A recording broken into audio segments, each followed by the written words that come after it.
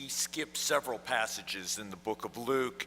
We move to chapter 20, starting at verse 27. Some Sadducees, those who say there is no resurrection, came to him and asked the question, "Teacher, Moses wrote for us that if a man's brother dies, leaving a wife but no children, the man shall marry the widow and raise up children for his brother. Now, there were 7 brothers. The first married and died childless, and so on. The same way all 7 died childless. Finally, the woman also died. In the resurrection, therefore, whose wife will the woman be? The 7 had married her." Jesus said to them, "Those who belong to this age marry and are given in marriage. Those who are considered worthy of a place in that age and in the resurrection from the dead will neither marry nor be given in marriage. Indeed, they cannot die anymore because they are like angels and children of God, children of the resurrection. The fact that the dead are raised, Moses himself showed. Think of the story of the burning bush, where Moses speaks of the Lord as the God of Abraham, the God of Isaac, the God of Jacob. Now God is God not of the dead, but of the living. For to God, all of them are alive." Then some of the scribes answered, "Teacher, you have spoken well." For they no longer dared to ask him any more questions. The reading ends here. This morning I'm going to emphasize the reading from Haggai this morning. Over a quarter century ago, this congregation, this church, had a decision just like Haggai. What are we going to do with a ruined temple, a ruined sanctuary?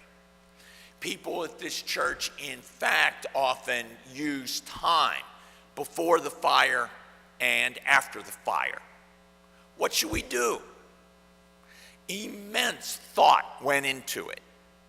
Should we move to Godfrey, where we could all dress formally and with tuxedos so that we could dare enter the sacred precincts? Will we stay here in a declining neighborhood surrounded by a bunch of other churches? The decision was, bloom where we are planted. We will stay here.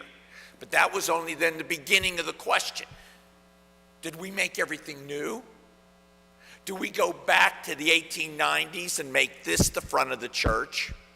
Or the decision was made, we'll continue the only 25-year-old Gothic presentation of this church with a few really minor changes. The screen in the back, the presentation of the organ pipes. It met, I am certain, with lots of applause and lots of resistance. People go crazy when they talk about what a church should look like. Forgive me, I think I've told you this story before. I was on the Committee on Ministry in Whitewater Valley in the Indianapolis area. And there was a small church that took a year to decide what color the new carpet should be. And after immense struggle, they decided on blue. Good. Then the session lost its mind and wrote this snotty letter to the minister that said, "We don't like how your robe looks with the new carpet. You should get a new robe." The minister loses his mind and writes back, "I'm never changing my robe. My mother made me this robe." We had to have 3 meetings with these folks on how to deal with the minister's robe and the color of the new carpet. Haggai was facing that same issue. The temple had been laying in ruins. even after Jerusalem was being repopulated. He says that we're all suffering because the temple, God's house, hasn't been restored. He offers this as a sermon, and to everyone's astonishment, it worked. And they start to rebuild the temple. But they're poor, they're broke, they don't have the skill that Solomon's people had. These are now people under the thumb of Persia. They rebuild the temple, but it's not the old temple. And he memorably says, does it not appear to be nothing in your eyes as the old time? Haggai was talking to dispirited people who were having a hard time making ends meet. They felt like they were on the gerbil wheel. All the money they have seems to flow out of a pocket with holes, no matter how hard they work. They feel as if both nature and the economy are allied against them. Haggai says you'll get nowhere until the temple's restored. And when they work on it, it's a dreaded disappointment. I love the psychological realism of Haggai's book. Why was the temple such a disappointment? It didn't live up to the memory of the few who actually saw it. More importantly, it didn't live up to the memory that was handed down to the people who never saw it, but only heard of it. It lacked surely the fine ornamentation of the old temple. The quality of the workmanship was not up to the standards of the time. After all, the exiles had seen the glory of Babylon. This was a small, cheap, disappointing temple compared to the glories they had seen. It could not compete the reality with the imagination of the people. Haggai pushes us all to consider the vicissitudes of memory. In 1984, Bruce Springsteen wrote a song, Glory Days, wonderful little ditty that reminds us how sad it is to live in past glories and not appreciate the present and work toward a new and better future. The misty past grows golden with the passing years. One of the attractions of high school reunions, I think, is both to re-stimulate memories and to relive important memories in a time of life when small things took on dramatic dimensions.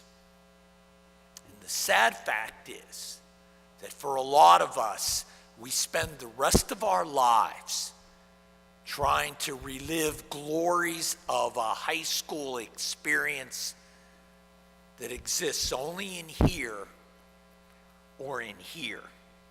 Memory burnishes things. It especially happens when we make negative comparisons with the present. We know from social science studies that memory is inaccurate. Eyewitness views, colored by all sorts of problems. Our memories are not videotapes. Our memories are heavily edited movies. When memory becomes nostalgia, a desire to live in the glories of a missed past, it immobilizes our actions in the present and our plans for the future. To live in nostalgia is to live in the pessimism of a missed past, becoming blind to the opportunities of the present or future. Pardon me.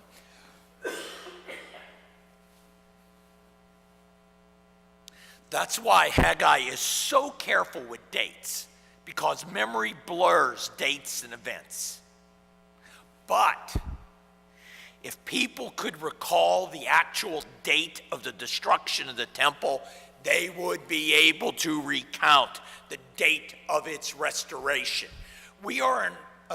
There's an interesting architectural figure right outside this church.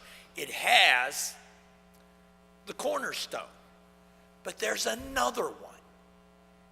And it says when the church was rebuilt. It gives the date of its restoration.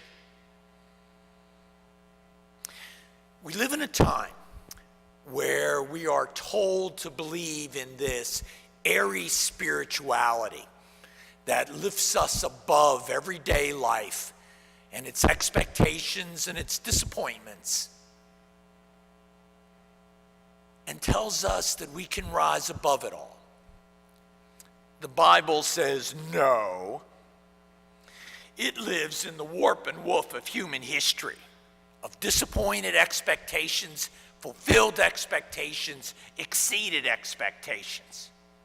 We live, all of us, in a tension between this physical world and this physical body and what we call a soul, a spiritual nature.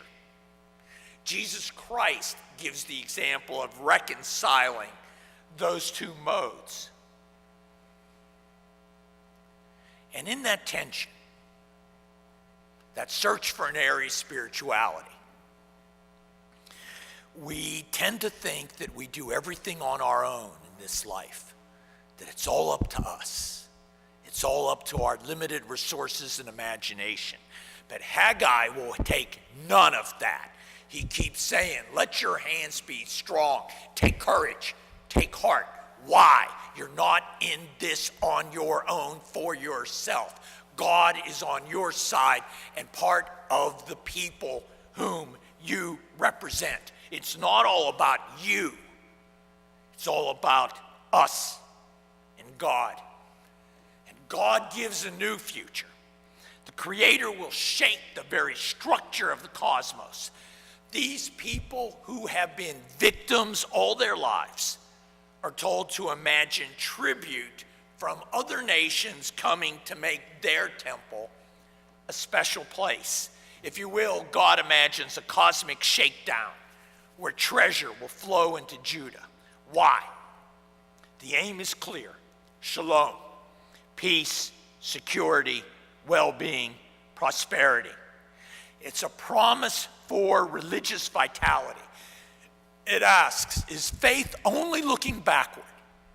Or for now and the future, is it a resource?